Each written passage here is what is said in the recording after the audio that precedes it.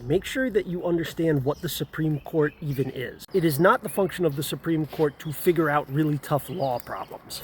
Like, people don't end up on the Supreme Court just because they are the guys who know the most laws. The entire point of the Supreme Court is this: whenever you have a situation where honest and impartial application of existing federal laws and precedents conflict, or lead to conflicting conclusions, or lead to ambiguous conclusions, the U.S. Supreme Court is supposed to show up and just say, we're just going to go with option A, or B, or C, or come up with a new option. Supreme Court justices are not the people who are just like the smartest at existing law. They are the people you go to when existing laws are not going to work in the real world. The Supreme Court won't even hear an issue until it's already gone through every possible layer of the federal legal system with no good result, and we know for sure that the problem is with the law itself.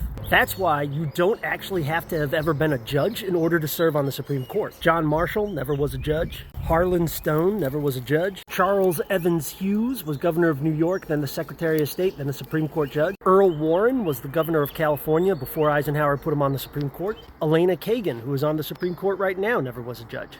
Now, while you don't have to have ever been a judge in order to become a Supreme Court judge, to my knowledge, at least everyone who ever served on the Supreme Court was a lawyer. However, the United States has had 12 Supreme Court justices that never went to law school. Although apparently all 12 of these guys passed a bar exam at least one time in their life. That was a thing you used to be able to do back in the day. If you never went to law school but could still manage to pass a bar exam, you could just become a lawyer. But this is why you'll notice that savvy reporters never use the word determined when they're talking about the Supreme Court. They'll say the Supreme Court issued an opinion, or they issued a ruling, or they came to a decision. If you hear a reporter or an analyst say the Supreme Court determined something, they're trying to trick you. They're trying to make you think that, like, this is just a fact that you have to accept, not that this is like an opinion that the Supreme Court just happens to have right now. If you want to understand all of this even deeper, I'm going to recommend this podcast, 5 to 4. It's a podcast hosted by a group of lawyers that think the Roberts Court, the Supreme Court that we've had for like the last 20 years, sucks. They make the argument that a lot of Supreme Court justices these days are very inconsistent in their legal opinions. They flip-flop all the time,